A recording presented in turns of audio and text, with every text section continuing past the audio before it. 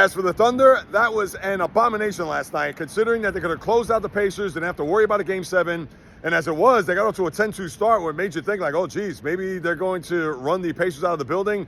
Not in the least. As we saw there with the 1-point deficit and about, almost the halfway point of the second quarter. And from that point on, the Thunder were a no-show. Just a complete evisceration by the Pacers. But the one thing I will say, that's going to bode well, I think, in Game 7 for the Thunder. They cannot play as terrible as they did last night. Turnovers left and right. They were awful from three-point range. SGA had a very subpar game.